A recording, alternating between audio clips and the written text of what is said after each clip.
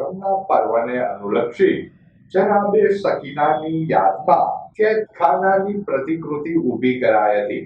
શહેરના આંબા ચોકમાં આવેલ બાબુ મહેતા શેરીમાં હુસૈની ગ્રુપ દ્વારા જનાબે સકીનાની યાદમાં કેદખાનાની પ્રતિકૃતિ ઊભી કરાઈ હતી.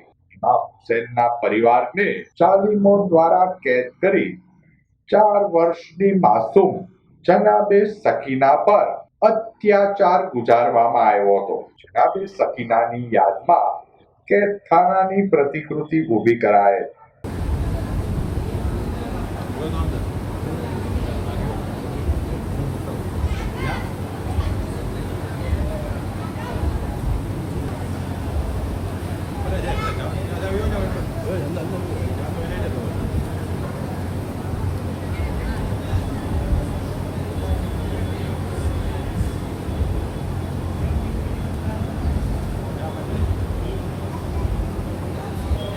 આપ અહીંયા જે અત્યારે જે જોઈ રહ્યા છો એ ઇસ્લામ ધર્મના મહાન પૈગંબર હજરત મોહમ્મદ મુસ્તફા સલ્લલ્લાહુ અલૈહિ વસલ્લમના નવાસા હજરત ઇમામ હુસૈન અલૈહિ સલામ કે જે પોતાની ઇસ્લામની બકા માટે એટલે ઇસ્લામની જે બચાવવા માટે અને દીનને બચાવવા માટે જે કુરબાની આપવા માટે નીકળ્યા હતા અને કરબલાના રણની અંદર એમને શહીદ કરવામાં આવ્યા એમના 72 સાથીઓ સાથે.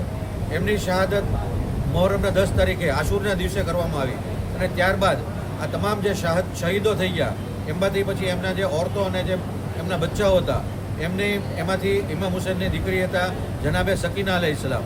જે ફક્ત એમની ઉંમર 4 વર્ષની હતી. એની ઉપર એટલી બધી તકલીફ વરસાવવામાં આવી. એમને ઓડાઓ એટલે કે જે હેન્ટરો હતા એનાથી મારવામાં આવ્યા. એમના કાનમાં જે ગોશવારા હતા એ ખેંચી લેવામાં આવ્યા અને ત્યારબાદ એમને જિંદાન એટલે કે જે કેદખાનું છે એવા કેદખાનામાં રાખવામાં આવ્યા કે જ્યાં આગળ દિવસનો તડકો અને રાતની જે ઠંડી છે અને ગરમી છે એ સખત રીતે વર્તાય એવા કેદખાનામાં રાખવામાં આવ્યા હતા. અને એ જ કેદખાનામાં એમની કેદ દરમિયાન એમની શહાદત થાય છે અને એ જ કેદખાનામાં એમને ત્યાં આગળ દફન કરવામાં આવે છે.